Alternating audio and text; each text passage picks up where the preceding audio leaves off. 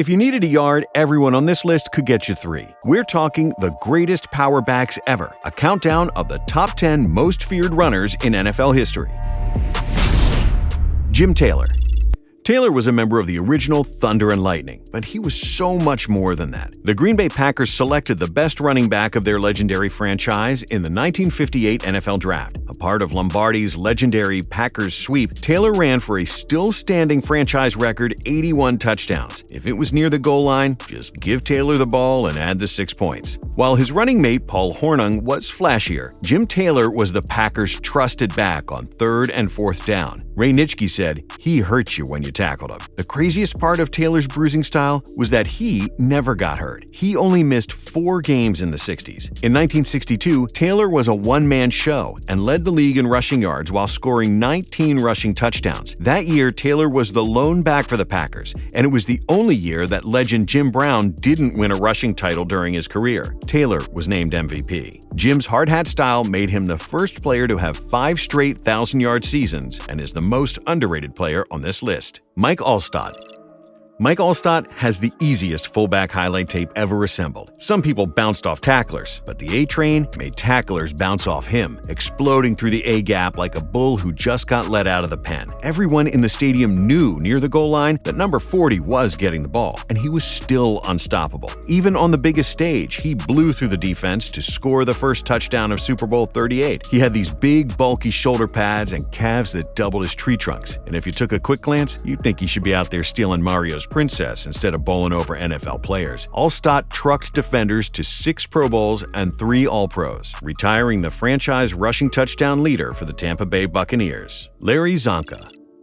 There aren't many Super Bowl MVPs on this list, which is a huge flex for Larry Csonka. Imagine one of the most powerful men in football running at you with a broken and bloody nose. If he doesn't care about his own body, he definitely isn't going to care about yours. Just ask John Pitts, who Csonka struck so hard he knocked him out. That's the first and last time we ever saw a running back get called for unnecessary roughness. Csonka never stopped moving his feet, wearing out tacklers as he carried them past the white line. His nickname was Zonk. Be honest. Do you want to come up and tackle a dude named Zonk? In 1972, he was the battering ram for the perfect Miami Dolphins. And in 73, he broke the Super Bowl rushing record at the time with 145 yards and 2 touchdowns to win MVP. His former offensive line coach Monty Clark said it better than we'll ever be able to. When Csonka goes on safari, the lions roll up their windows. How many power backs lead the NFL in yards per attempt? It's wild what Zonk accomplished. Larry Csonka defined what a fullback should be. Marshawn Lynch. You know why we're here. The Beastquake. The Seahawks handed the ball to Marshawn Lynch, who split the Saint defense in half and charged into the open field before he stiff-armed Tracy Porter off the face of the earth. He cut back, breaking 9 tackles on the play, and leaped into the end zone. The Beastquake was one of the best runs in NFL history, causing a tremor that actually registered on the Richter scale. Marshawn Lynch played with that intensity every down. He invited contact, lived for it. That's got to be why he came out of retirement 3 times. He exploded through collisions, furiously rejecting opponents in his path. Lynch's nickname, Beast Mode, is the best way to describe the way he runs. He flipped a switch. One of his best trucks came as a Raider, when Jarrell Casey thought he caught Lynch, only for Lynch to send Casey's 300-pound body falling to the ground. Lynch ended his career with over 10,000 rushing yards. Now, let's all say in unison, just hand the ball off. John Riggins. Diesel is the playoff power back for the ages. In the 1982 playoffs, he pummeled defenses for 610 yards in 4 games, including 166 yards and a touchdown in the Super Bowl. His iconic stiff arm and 43-yard touchdown run lives on forever as the best moment in Washington history. Riggins ran the counter tray better than anyone before him. He jammed his foot in the ground and refused to be denied the end zone. Super Bowl MVP John Riggins is on this list of power backs after shoving defenders out of the way over a decade and a half. Riggins became only the 2nd player to hit triple-digit rushing touchdowns. And just like Diesel, his engine kept getting better with age. 70 of his touchdowns came after his 30th birthday. The power backs get all the cool nicknames, and John Riggins is no different. His mark left on the game is what it looks like when you never give up and you're a tough SOB to bring down. Derrick Henry. If Derrick Henry gets 3 steps moving forward, you might as well strike up the band. Henry has looked like a world beater since he was a freshman in high school. Let's face it, at 6'4" and 250, you should not run a 4.5. It's not human. And that basically sums up King Henry. Henry took a couple of seasons to grow into a great NFL running back, but once he did, it was night-night for the league. He broke out in 2019, leading the league in rushing yards and touchdowns in back-to-back seasons. Derrick Henry is what would happen if Kratos from God of War threw on shoulder pads. His stiff arms look unrealistic, but they are good for social distancing. Just ask Josh Norman, who he threw at least 6 feet away. He's also the best big play power back in league history. His run on Thursday night against the Jags is the eternal highlight to prove it. He dismantled elite athletes with the swing of an arm, holding back several Jaguars with ease on his way to a record 99-yard touchdown. The last game of 2020, Henry needed a monster game against the Texans to break 2,000 yards, nearly 215 away. Never doubt Tractor Cito. He brutalized the Texans to the tune of 250 yards and is only one of 8 running backs to join the 2,000-yard club. Henry one-on-one is just terrifying. It scared Earl Thomas so much, he just turned around and started blocking for him. Still in the prime of his career, Henry has a chance to finish his career at the top of this list. Christian Okoye.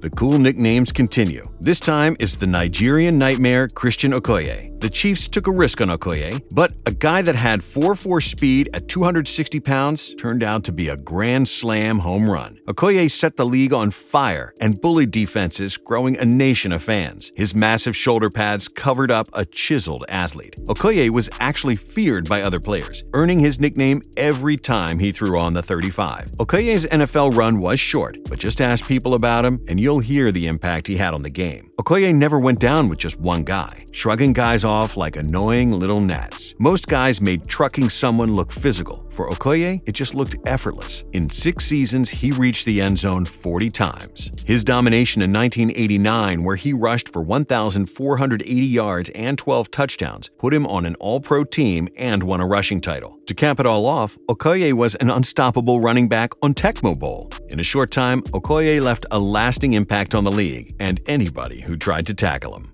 Jerome Bettis.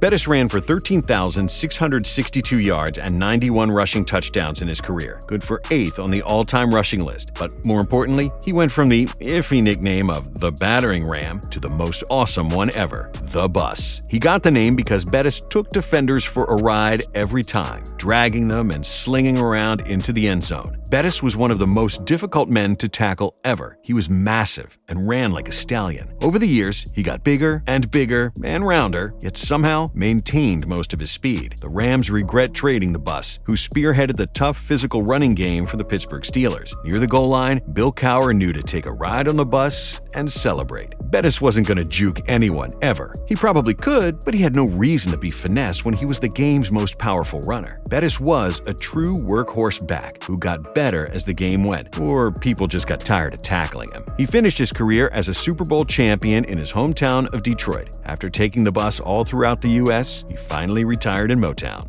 Earl Campbell.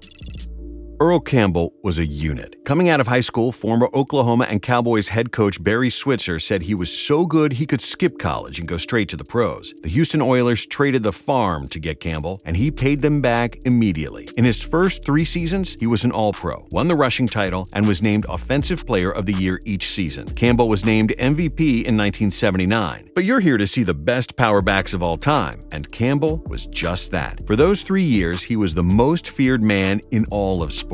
He never evaded collisions or tried to juke and spin past a defender. He tried to go straight through the tackler. Earl Campbell was so aggressive, he pushed technology forward because you needed a cryotherapy bath after going head-to-head with him. The Texas Bell Cows shortened careers with his runs. He ran for 9,407 yards in just 6 seasons, averaging nearly 100 yards a game in his career. You couldn't stand in front of Earl Campbell, and even when you ripped his entire jersey off, he still somehow got into the end zone. Campbell's power is one of a kind, one we may never see again. Jim Brown.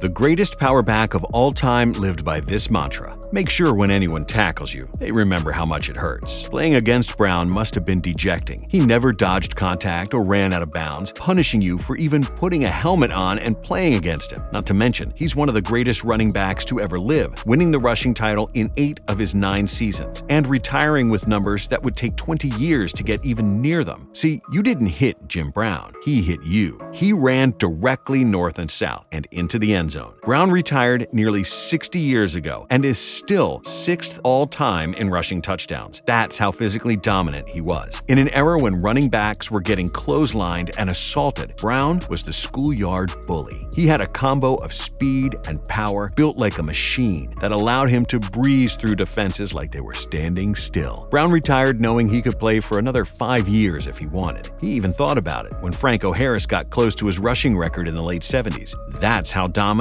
and powerful Jim Brown is, and why he's the greatest power back to ever live.